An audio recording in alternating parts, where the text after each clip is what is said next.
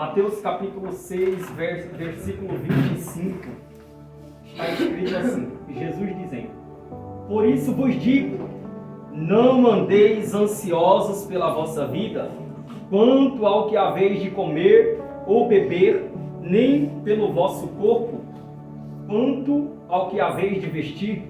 Não é a vida mais do que o alimento, e o corpo mais do que as vestes? Amém? Diga comigo: Jesus não me quer ver ansioso. A ansiedade é o maior mal do século. E quando nós falamos sobre a ansiedade, é algo que não está distante do nosso lar. Nós, muitas das vezes, nos pegamos ansiosos. E por ser o maior mal do século, é um nível psicológico que atinge tanto os ímpios como os cristãos. Porque nós sabemos que existem guerras, e guerras não são apenas para ímpios, guerras são para os seres humanos. Todos os seres humanos, eles passam por um processo de dificuldade, e se ele não tem o auxílio do Senhor sobre a sua vida, o problema acaba se agravando cada vez mais. A diferença entre o ímpio e um crente que passa pelo vale é porque o ímpio está passando só, mas nós louvamos a Deus porque nós temos a mão amiga do nosso Senhor, nos sustentando dia após dia. Quando nós olhamos uma passagem como essa, nós percebemos que é algo que o Senhor brada ao nosso coração aqui. Em Mateus capítulo 6, verso 25, essa expressão de Jesus é algo que Jesus brada ao nosso coração para que nós não fiquemos ansiosos. Por quê? Porque a ansiedade, ela não causa apenas um problema psicológico. A ansiedade, ela traz um problema chamado um problema psíquico. Diga comigo: psíquico. Problema psíquico é aquele que atinge a mente humana, é aquele que atinge o espírito e também atinge a alma. Quando nós estamos ansiosos, você percebe que nós passamos a ficar não só preocupados com o amanhã, porque a ansiedade, ela vem através de uma preocupação que vai se agravando. E eu abro um parênteses para explicar sobre como é que a ansiedade vem sobre nós.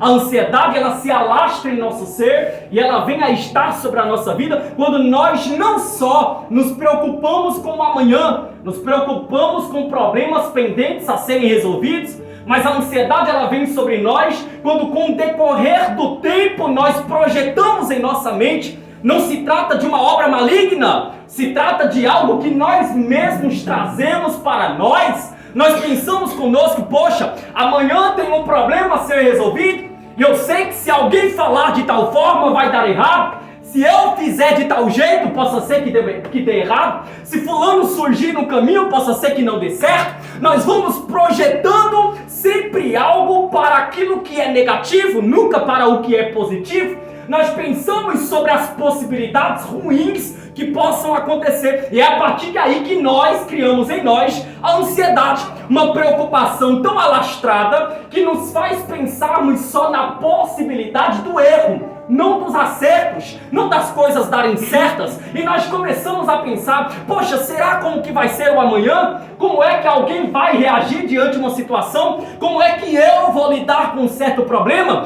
E ao nível de que você começa a pensar sobre estas coisas, você começa a trazer a ansiedade para si. E essa ansiedade começa, como eu disse, atingindo no problema psíquico, atingindo primeiro a sua mente, fazendo com que você só projete as coisas para dar errado. Você só pensa em coisas negativas. Eu acho que não vai dar certo por causa disso. Eu acho que não vai ter êxito por causa dessa situação. Eu acho que não vai dar certo porque fulano está se levantando no caminho. E dentre tantas situações que você vai trazendo à sua mente, atinge a sua mente, essa preocupação se alastra, causa uma adrenalina no nosso corpo, traz um cortisol que faz com que você não só fique preocupado em nível excessivo, mas com que o seu coração comece a palpitar fortemente, rapidamente. O coração começa a bater mais forte, você sente essa adrenalina no seu corpo. Quem já teve ansiedade, quem está passando por um processo de ansiedade, sabe do que eu estou falando aqui? É um nível tão extremo que você já não consegue mais se controlar. E olha que palavra forte Jesus está dizendo para nós: não andeis ansiosos por coisa alguma. Diga comigo de novo: Jesus não me quer ansioso. Sabe por quê? Porque a ansiedade atingindo a mente causa um problema muito sério. Você nunca vê o lado bom das coisas, apenas o lado ruim. Você olha para o seu passado, tanta coisa que já deu errado, e você já fica projetando no seu ser: poxa, ontem, ou talvez mês passado, ano passado, eu fui realizar algo relacionado a este mesmo assunto que eu estou para resolver agora e deu errado. E você já fica com aquele medo, e este medo vai gerando um impulso em você, um impacto em você de tal forma que você já fica paralisado. Você já não sabe se toma a atitude, a ação de ir e resolver, ou você não sabe se fica ali parado mesmo, esperando para ver qual vai ser a situação que vai acontecer depois da tua ação de ficar parado. Você não sabe para onde ir, você não sabe como falar, você não sabe a quem recorrer, mas eu tenho uma notícia boa para você: o Senhor está à tua disposição como sendo o maior psicólogo de toda a história para sentar com você, para conversar com você, para lhe ouvir quais são os teus problemas, ouvir quais são as dificuldades que você está enfrentando. E essa notícia é tão boa, porque tem pessoas que vivem numa vida de solidão por causa do mal da ansiedade, está tão desesperada, está tão preocupada, que acha consigo: se eu sentar com alguém vai me achar chato, vai me achar chata, não vai querer me ouvir, não vai me dar atenção, não vai conseguir resolver este problema. Enquanto alguém não está disposto a sentar com você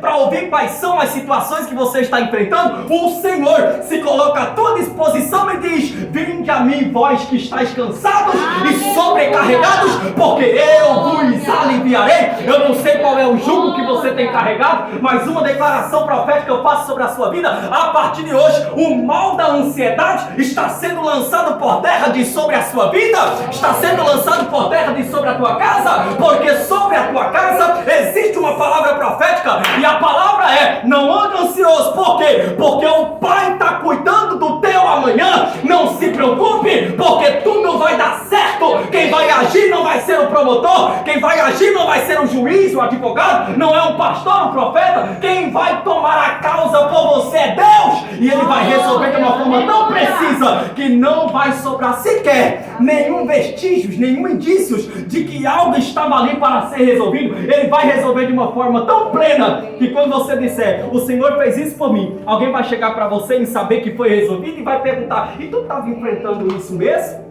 Ninguém não vai ter nenhum vestígio sobre aquilo que você está passando hoje. E eu estou declarando ao teu coração neste momento que no de repente, no estalar de dedos, o Senhor mudará a tua história completamente.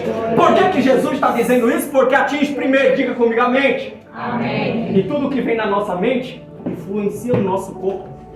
É por isso que bate um cansaço, a gente fica cansado, a gente se desespera, a gente fica com dor de cabeça, vem tudo que é enfermidade. E você já sabe que existem enfermidades que não são de fato enfermidades que estão sobre pessoas naturalmente, mas são enfermidades que surgem primeiro no psicológico. Tem gente que até diz que está com sintomas de tudo que é doença, e quando vai no médico dá tudo negativo. Eu falo do período da pandemia. O meu ex-patrão, ele ficou tão preocupado com essa situação e com tanto medo, que ele criou na sua mente: eu tô com Covid, e ele disse que sentia todos os sintomas da Covid, mas quando foi fazer o exame deu negativo. Por quê? Porque tudo aquilo que vem sobre a nossa mente influencia no nosso corpo. É por isso que Jesus está dizendo: não andeis ansiosos. A preocupação é natural, mas o nível excessivo de preocupação não condiz com a vida de um cristão, porque nós sabemos que se Deus está cuidando do amanhã, amanhã tudo dará certo para nós.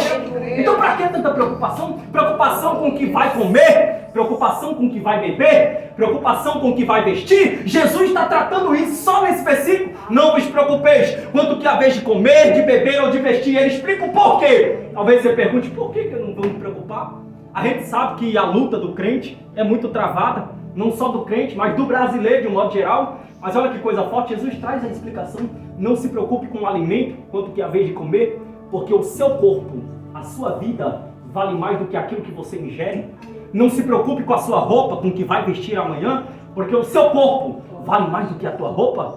É um besterol esta expressão de que eu estou com roupa de marca, é uma Dudalina, é um Lacoste, é um Hugo Boss, é tanta besteira. E o Senhor está olhando e está dizendo: nada disso vale para mim. O que vale para mim é a sua vida. Não é a roupa que você veste, mas é você, literalmente falando. As pessoas podem te te ver quando você chega em um lugar, te olhar dos pés à cabeça e medir você por aquilo que você está usando, medir você pela tua conta bancária. Eu não sei quanto é que você tem na sua conta e nem me interessa saber. Uma coisa eu sei, que se está sem nada, o Senhor é provisão e vai ter o suficiente para o teu amanhã. Eu não sei se no teu guarda-roupa são níveis elevados de roupa de marca ou não, mas se não são, o Senhor tem o melhor desta terra para colocar nas tuas mãos e a tua história será transformada. E aonde você passar, alguém vai dizer: olha lá, ali vai uma mulher de fé, ali vai um homem de fé. Por quê? Porque eu conheci o passado dele, eu conheci o passado dela, não tinha nada e hoje tem tudo. E a gente olha e só percebe Deus na vida destas pessoas. Eu posso profetizar sobre a sua vida: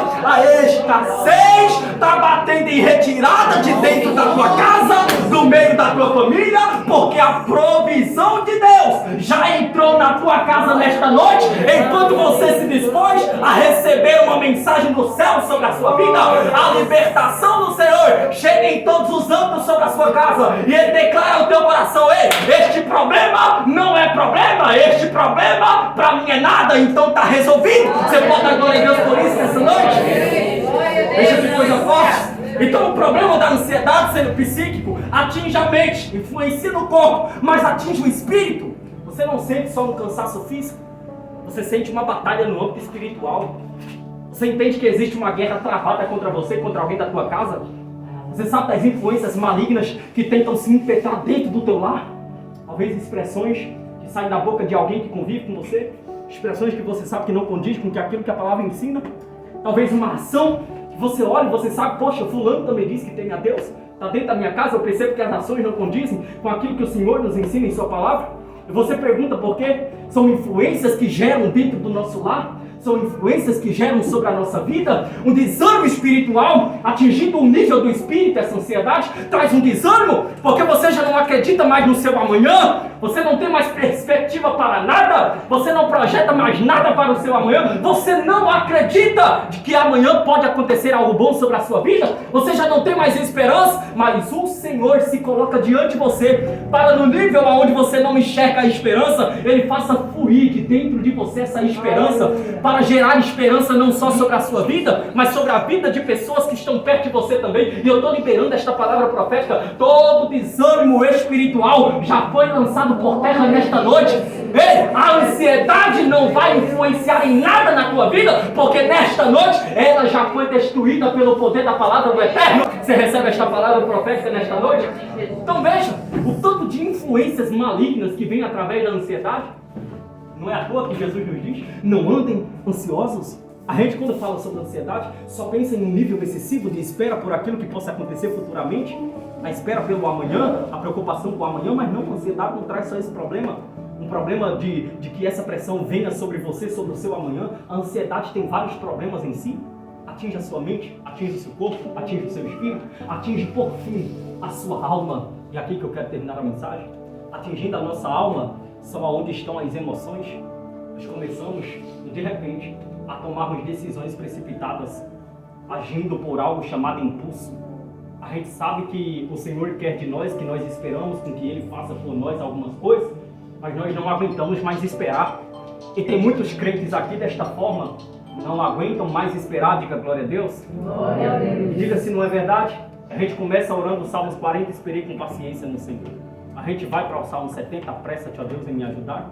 A gente começa pedindo ao Senhor, colocando as coisas na mão do Senhor, mas chega em um determinado momento que, pelo fato de nós não vermos a ação de Deus sobre a nossa vida, sobre a nossa casa, sendo nítida aos nossos olhos naturais, eu digo naturais porque no espiritual Ele já está trabalhando, quando nós não vemos essas ações sendo nítidas no âmbito natural, nós pensamos: o Senhor não está me vendo, o Senhor não está me ouvindo, e agora o que antes era apenas uma espera no Senhor, agora passa a ser algo que você precisa resolver de imediato. E quem é que pode resolver de imediato? Diga comigo: o Senhor. Sabe por quê? Porque Ele ainda é um Deus de repente sobre a nossa vida. Mas eu estou declarando esta palavra sobre a sua vida. Sabe por quê que nós não precisamos nos preocupar com o amanhã?